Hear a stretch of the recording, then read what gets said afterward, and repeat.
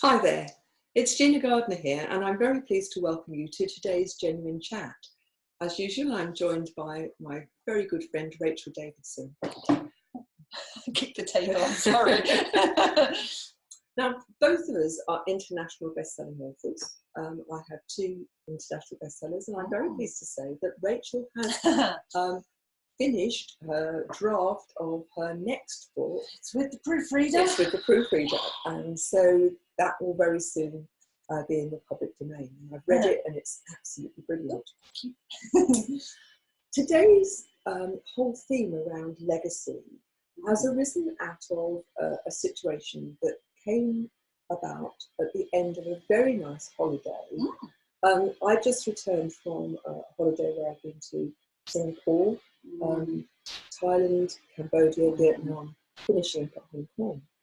I'd had a great holiday, and we arrived back at Heathrow Airport, and I got my electric wheelchair out. Those of you that don't know me may not know that I'm a wheelchair user. I can walk, but if I'm out of the house, I have to use a wheelchair. And my electric wheelchair is a really important bit of kit for me. It's my lifeline, it's my mobility, and more importantly, it's my independence. Now, I hadn't been very happy at Hong Kong airport because they insisted on taking my wheelchair away right from the check-in desk. And so when I got it back, as we landed in Heathrow in very early hours of Saturday morning, I was very distressed to find that my wheelchair wouldn't work. All that I got was a set of lights going round and round and round, and it wouldn't move. Now, that required 2 hours at the airport trying to sort it out. There was a phone call to the wheelchair company, and they made a suggestion about recharging batteries, but I was left with a wheelchair that wasn't working. Now, the knock-on effect of that was not as great as it would have been a few years ago when I was completely wheelchair bound. Meant that going out of the house, I would then be completely dependent on other people pushing me. And there was certain activities going on this week which required me to use the wheelchair. I was supposed to go up to London on Tuesday and supposed to use the wheelchair. Instead, I was left with the job of trying to sort out what was going on. Somebody's mistake. So, an hour and 45 minutes on the phone to BA, and eventually it was agreed that I wouldn't have to wait for their repairers, that I should now contact the people I bought the chair from. And we'd gone round and round, and their problem was that they would happily pay for a wheelchair to be hired, but it wouldn't go in my car, hence the very specific design I got. So I phoned the company, and we got through to a different person to the one we got through on Saturday. So when I described these lights going round and round, she said, "Oh, I think that's a locked joystick. Let me go and look in the manual." It took her longer to find the manual, open and find the page, 5 minutes, and she was able to give me the instructions of how to unlock the joystick. 3 seconds. So I had 4 days with no wheelchair, and if it had gone through the normal system, which had previously been held by BA, it would have been taken off by another firm, and they had said a minimum of 2 weeks with no wheelchair. That seemingly little act of knowing what to do and being able to do it and being able to switch on that joystick, making the chair work, was in itself seemingly quite small. And I'm pretty certain the lady that you spoke to the second time round, the one who knew enough to go to the handbook and look it up, she probably didn't think of that as very sort of spectacularly not significant at all. She was being helpful, and it's obvious to her because she had the knowledge, and so she did it. And yet for you, it was absolutely fundamental. What a relief to my peace of mind, to my ability to go and live my life independently, get to the places I want to do, and for me, it represented independence, freedom, a sense of who I am. Yeah. Now, alongside this, on Monday, I spent the day working on the leadership program, which is going to be launched later this year, and I was working on the last unit. And the last unit is all about legacy. Yeah. And one of the things, the themes running through it is that many of us, when we think about legacy, think about the big things, the Bill Gates donating billions, or somebody leaving a trust fund in order to do something. Yes. And one of the things that I felt was really important to get across was we create legacy not just at the end of our lives, but we're creating legacy every minute of every day. Yes. In the small actions that we take. Yes. And that legacy can be something that's very positive, or it can be the opposite. Yeah. And that often the things that we do that are seemingly very small and inconsequential can have a far-reaching effect. And I'd like to give a few examples of what I mean. I'm going to just pull up the quote from Napoleon Hill. Great. I'm going to stick it in the comment boxes, so I'll be fiddling. Right. One of the things that I do is I do a lot of leadership training, and I do training around customer service. And I'm reminded of a session at a very world-renowned gardens with one of my clients. And I work with their seasonal staff and their new staff. And we talk about the customer experience. And one of the things that strikes me, I've been talking to one of their visitors, an elderly lady who had said that she loved coming to the garden. And the reasons that she loved coming to the gardens was that people, the staff, smiled at her, said hello, and took an interest. Yeah. And I said to her, why is that so important to you? She said, well, I live on my own. Yes. Often I don't speak to anybody for days at a time. Yes. And there are times when I'm very lonely. And whilst I know that these people are not my friends, one of the things that really matters to me when I come is that they make eye contact. Yeah. And that I feel in that moment that I matter. It's a very human sort of, very base level thing to do, but that sense of connection with the rest of humanity is very, very fundamental to well-being, isn't it? And I'm reminded, that one of the games that I play is as I walk down the street, or I wheel down the street, I will say hello and smile and say good morning or good evening. Yeah.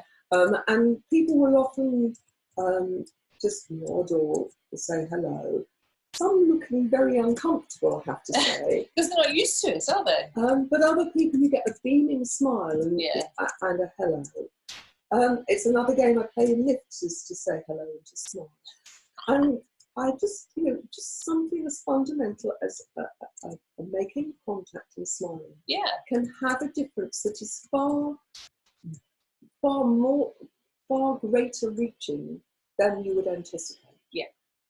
In the same way that there's another quote that I think is really says it all, is it's very easy to underestimate the small acts in life. But just consider spending the night in a room with a mosquito. Yeah. Oh, yeah. It's tiny, but actually it has a significant impact, doesn't it? Negative impact, that one. But I'm using that as an example because in our daily acts with people, our daily interactions, the choices we make, we are leaving a living legacy. And that legacy has the opportunity, like a stone in a pond, to ripple out and to make a fundamental difference to people. Yeah, it's like Napoleon Hill, who was an American author, actually one of the first self-help authors. Yes. Interestingly enough. He wrote a book called Think and Grow Rich. I'm having to look at my notes because I haven't read it myself. I have years ago. I used to read it again. Yes, it's a good book and well worth reading. Well, look, he says, if you cannot do great things, do small things in a great way. Yes. And I think that's the reality of most normal people, is that we don't have the resources to do big, grand gestures. No. We can only do small things. And we shouldn't feel bad about that. In fact, actually, we should possibly possibly celebrate that more, because that can add up to a much more meaningful impact upon humanity, the planet. I think not only should we celebrate it, we should look for opportunities to do it. Let me give you a few examples, and some of these are positive examples and some of these are negative. We live in the most amazing world, don't we? We do. And I've had the good fortune of travelling and being able to see very, very different environments. And I went to environments which looked loved and were completely litter-free, where the environment was really cherished and looked after. Mm-hmm. And I went to a place in Cambodia. I got really upset because the overriding impression was rubbish. Mm. And we went to the most stunning beach. Yeah.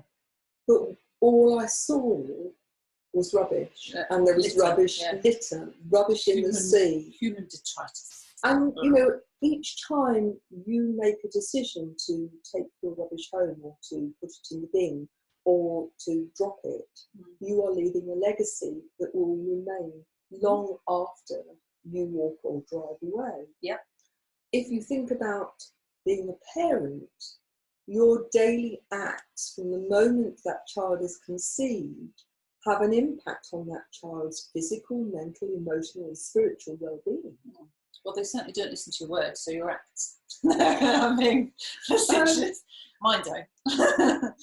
But in every interaction that you have with your children, you are conditioning them, you are giving them a sense of self-worth, or you're eroding that. Yeah. So, you know, it doesn't matter what your situation is, whether you're single or partner, whether you're within a family with children, whether you're at work, your daily acts, minute by minute by minute, create the legacy that you're going to leave. And, you know, for me, I think one of the things that I strive to do, I don't say I always succeed, but I strive to make the interaction that I have with people a positive one, even when, like yesterday, I was frustrated with the conversation that was going on with the person at BA. Try to do that in a very constructive, positive way, which looks for the possibility of moving forward rather than just doing what perhaps I felt like doing, which was ranting about, through no fault of my own, I've now left without a wheelchair. And as a result, the conversation went very differently than if I had been aggressive or upset. And there was no doubt that I was frustrated at times, but we had a resolution. And even if they hadn't solved the wheelchair problem, the relationship that I had created with the person I was speaking to was such that they were actively looking to find solutions in a way that I think if I treated them differently, they would be much less inclined to. So I would like you, as those of you watching, listening to this, to think about what's your legacy going to be? What's your legacy in terms of the relationship that you have with yourself? You know, do you look after yourself? Because, you know, the legacy that you create for yourself for as time goes on is created in the way in which you look after yourself now. Do you feed yourself decently? Do you take exercise? You know, are you overweight? Are you smoking? Do you drink too much? Those create an ongoing legacy which will not only have an impact on you, but on the people that you care about. Because if your life is cut short because of your lifestyle choices, that is a huge ripple that goes out, isn't it? When people find that they no longer have a father or a mother or a sister or a brother. Yeah, and I think people get too hung up on you know, the largesse of it, and there's that sort of mentality of, oh well, I'll sort that out when I've got time to do, and they insert a big grand gesture. And that grand gesture seems to be one of those things which, because it's so big, becomes more and more likely that it will be put forward because it's too big to get hold of. Yeah, it's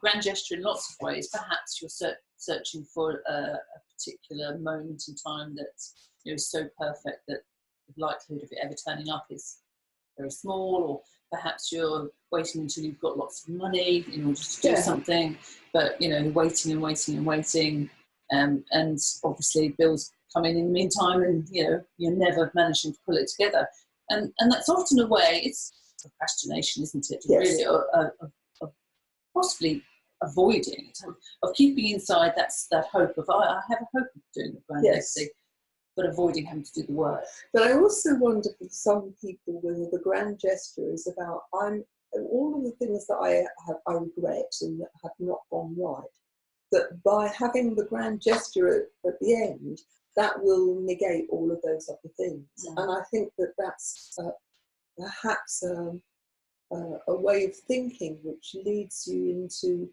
actions which are going to be less than constructive for you. We only have this moment. We don't know whether we're going to have a future, do we? And I can't think off the top of my head, which is my failing rather than perhaps the reality, but I can't think of a grand gesture that's happened in the world that has, in that grand gesture, resolved all of the issues that it was talking about. I can think of lots of grand gestures that bring the issue to the attention of, lots of people. And I can think of lots of grand gestures that, for that particular moment in time, bring us together and unite us. But in and of themselves, they're only that, moments, aren't they? Yes. No matter how much resources and effort's gone behind them. And actually what it takes is the little stuff, which is individuals deciding on a daily basis to take some effort, to do some things, to keep doing those things consistently, frequently. And the Olympics is a good example, isn't it? Massive, big, the whole, when it was in London, the whole of the country seemed to sort of, celebrate stand together, and it was lovely. And they talk a lot about the legacy, and especially the Paralympics, they talk about the legacy going forward. And of course, the reality is that, spotlight moves away, the media get bored with it, they stop wanting to feature these things. Yes. But if things are to improve, it takes the individual that's actually not getting much spotlight, not getting many plaudits, but just grinding away at their I think legacy. The Olympics brings a whole range of examples. If you think about the sports people, that few minutes when they're jumping or throwing or running is the culmination of years of small actions taken consistently. The getting up in the morning to go and run or train when it's raining and cold and you don't feel like it, or making sure that they eat properly, making sure that they are doing everything to get themselves into peak condition.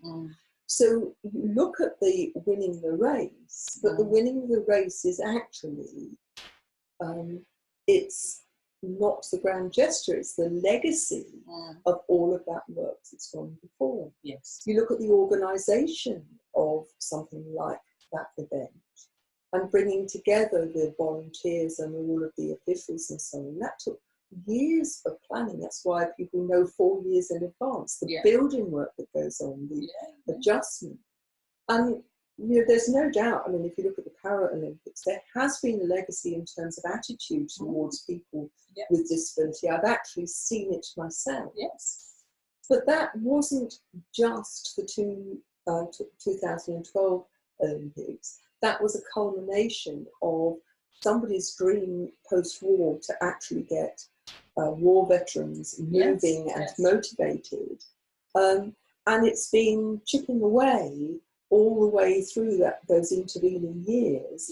And what we saw was what appeared to be a very significant shift, but it could not have come without all of the previous work that had gone on. Yeah, exactly. And you know, we celebrate celebrities in the media a lot, and you know, in my own field, authors that appear to have become an overnight success, you know, they get plucked from obscurity by a publishing house, and you know, their book is a massive hit.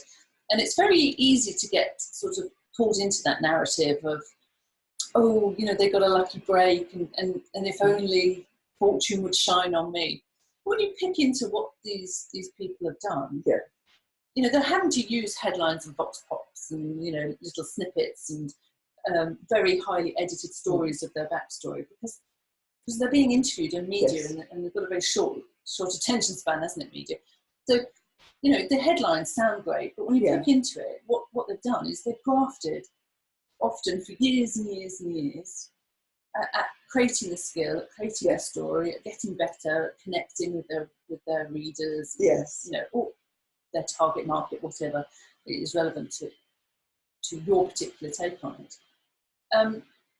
And it's useful to remember that it appears that something magical happened, a big grand gesture happened to this person, but in reality it was built on many, many different moments of sitting down, rafting. It's like the famous golfer who said, when a fan said, "Oh, that was lucky," I said, "Isn't it interesting? The more I practice, the luckier I get." Yes. So what I'd like to say to the people who are joining us is, what's your legacy?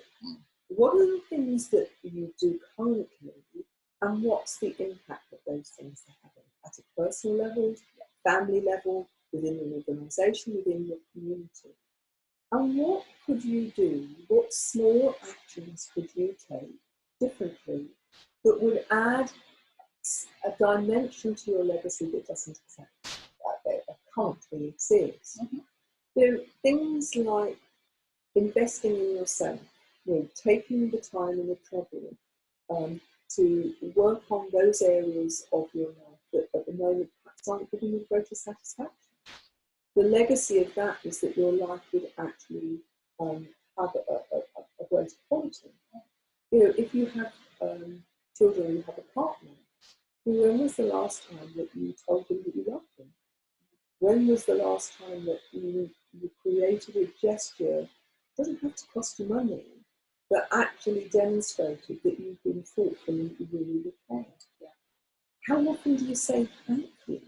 Well, I've seen people who just grow when somebody recognises their contribution and says thank you.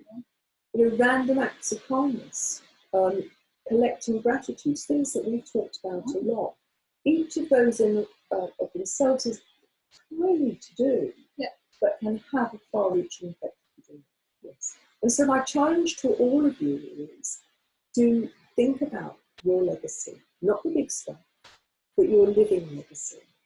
How you as a person, how you as a parent, how you as a partner, how you as a colleague, as a friend, can leave a legacy that is just in the small daily actions, can grow, and then, like the stone in the pond, ripple out. Because if you treat people well, they're more likely to treat other people.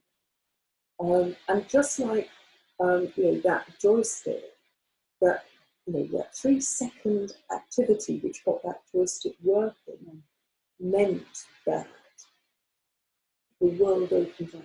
And you're going to be forever grateful for that lady who had enough now to just say, well, hang on a minute, I think I've heard of that before. Yeah. And she will have forgotten about you. So what's your 3-second joystick moment going to be? And how many of those 3-second joystick moments can you incorporate into your life? Now, Rachel and I do regular genuine chats. You can find all of them on the website, which is genuinely-u.com. And I invite you to download the digital version of Thriving Not Surviving, which you'll find on the website.